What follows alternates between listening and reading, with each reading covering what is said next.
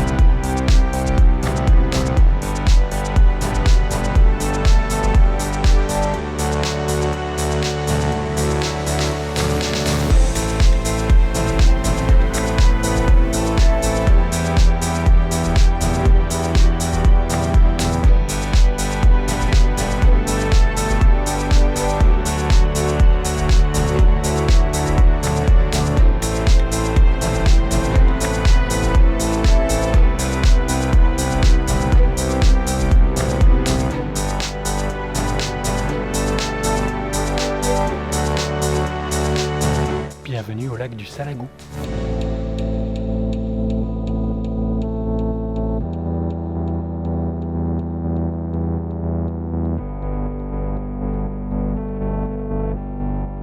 Si vous faites des études de géologie après le bac, plutôt dans le sud de la France, et que vous faites une sortie de terrain, ça fait beaucoup de conditions, mais il y a de fortes chances que vous veniez ici, au lac du Salagou, parce qu'il y a plein de choses à voir pour la géologie. Le premier truc à voir, c'est cette terre là de couleur très rouge. Alors là, elle n'est pas très rouge, elle est plutôt marron parce qu'il a plu il n'y a pas très longtemps. Mais en été, c'est assez impressionnant à quel point ça peut être rouge. Et ils appellent ça des rufes dans le coin. Et il y a deux explications pour cette couleur. La première explication, c'est que beaucoup de sang a dû couler cette nuit. Un soleil rouge se lève. Beaucoup de sang a dû couler cette nuit. Et la deuxième explication, c'est que cette terre contient des oxydes de fer, qu'on appelle plus communément dans notre langage populaire la rouille, et qui donnerait cette couleur rouge à la terre. Donc voilà, vous choisissez l'explication que vous préférez. Deuxième chose à voir, c'est ce piton que vous voyez derrière moi, et je vous y emmène tout de suite. Et donc ce piton vers lequel on va, c'est pas n'importe quoi, c'est pas n'importe quelle roche, c'est l'ancienne cheminée volcanique d'un volcan, parce qu'il y a eu du volcanisme dans le coin il y a 1,5 million d'années à peu près. Donc la cheminée volcanique, c'est le conduit qui sert à transférer le magma depuis les profondeurs, depuis la chambre magmatique jusqu'à la surface. Donc voilà. Ce truc là, là-haut, c'est une ancienne cheminée volcanique. Et la roche, c'est ce qu'on appelle du basalte, c'est-à-dire un magma qui s'est refroidi assez rapidement en arrivant à la surface. Et ce piton, il a des propriétés magiques. Et pour vous montrer ces propriétés magiques, j'ai besoin de ma petite boussole. Donc j'ai sorti ma boussole qui est là et qui nous indique pour l'instant que le nord se trouve à peu près dans cette direction-là. Nous, on arrive au pic.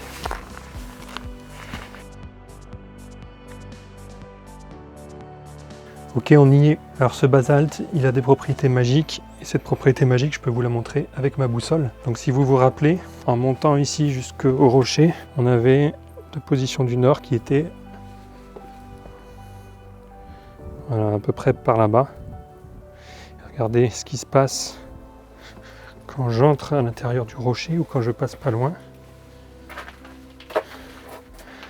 Alors, on a l'aiguille qui change complètement de direction et même juste en bougeant légèrement ma main comme ça, on a l'aiguille qui change également de direction. Et alors pourquoi on observe ce changement de direction de l'aiguille de la boussole? Il y a deux explications, vous allez choisir celle que vous préférez. La première explication, c'est que les minéraux qui sont contenus dans ce basalte, ils enregistrent la direction du champ magnétique terrestre tel qu'il était à l'époque où ces minéraux se sont formés, où ces roches se sont formées, c'est-à-dire il y a plus de 1 million d'années. Or le champ magnétique terrestre, il change régulièrement, tous les 300 000 ans à peu près, c'est variable, mais on va dire 300 000 ans, tous les 300 000 ans, le pôle nord devient le pôle sud, et le pôle sud devient le pôle nord. Donc du coup, les minéraux qui sont dans ce basalte, ils ont enregistré le champ magnétique terrestre tel qu'il était il y a 1,5 million d'années, et c'est une direction différente de celle qu'on a aujourd'hui. Et la deuxième explication, c'est que ce gros massif, là, cette grosse cheminée volcanique, elle se fait frapper par la foudre dès qu'il y a un petit peu d'orage. Et la foudre, elle va venir changer localement la direction du champ magnétique des minéraux.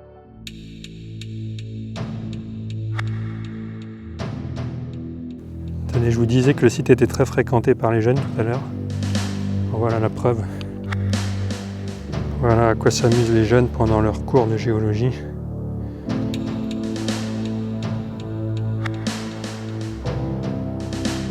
Et même bravo la jeunesse.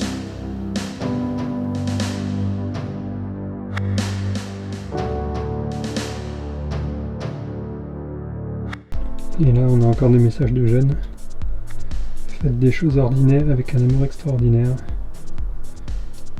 On vous aime. Merci la vie. Ça fait un bon titre de vidéo ça.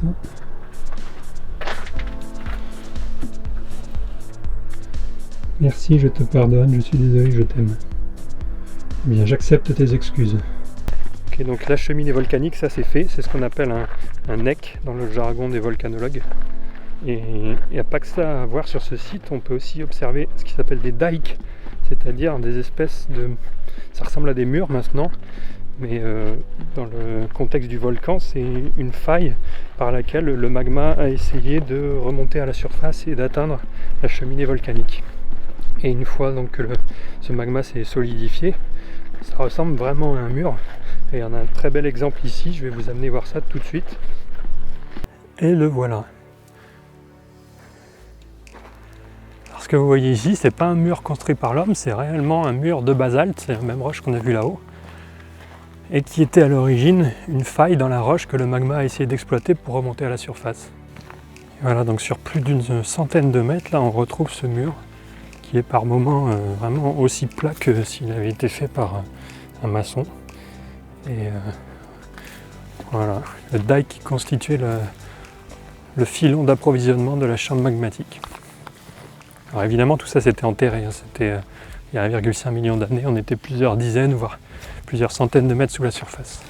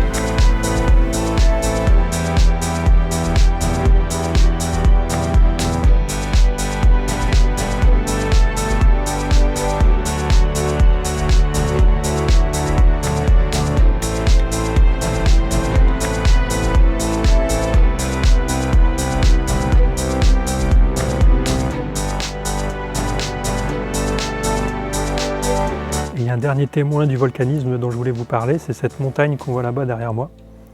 Et c'est assez rigolo, parce que si on passe à côté rapidement, on a l'impression que c'est une montagne comme une autre, mais si on regarde attentivement, si je zoome, vous allez le voir, on a une coulée de lave tout en haut de cette montagne. C'est les roches verticales que vous pouvez voir.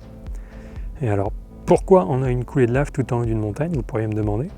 Et c'est une très bonne question, et la réponse c'est qu'à la base, elle n'était pas du tout en haut d'une montagne, elle était au fond d'une vallée, ou tout du moins sur une pente. Et ce qui s'est passé, c'est qu'après des centaines de milliers d'années d'érosion, le basalte, qui est une roche assez dure, a mieux résisté à l'érosion que les rufes, qui sont les roches rouges dont on parlait tout à l'heure. Et donc les rufes se sont fait dégager, et le basalte est resté tout en haut de cette montagne pour former ce qu'on appelle un relief inversé, puisque ce qui était auparavant le fond d'une vallée est devenu le sommet d'une montagne. Et donc on peut maintenant reconstituer ce qui s'est passé dans la région il y a 1,5 million d'années On a du magma qui essayait de remonter à la surface par ces filons d'alimentation et qui essayait de rejoindre la cheminée volcanique qu'on voit là-bas. La cheminée volcanique, elle faisait probablement encore des dizaines de mètres de haut, voire des centaines de mètres de haut en plus, puisque pour former des coulées de lave aussi haut là-bas, il fallait bien qu'elles soient plus haut que ça. Le magma remonte par cette cheminée, débouche à la surface, la coulée de lave descend dans la vallée pour former cette coulée de lave qu'on voit là-bas. Et ensuite, il suffit de rajouter quelques centaines de milliers d'années d'érosion pour aboutir au relief qu'on voit aujourd'hui, avec des coulées de lave au sommet des montagnes et des rufs qui ont été majoritairement érodés. Je sais pas ce que vous en pensez, mais moi je trouve que ce serait pas mal de leur donner une bonne leçon aux jeunes.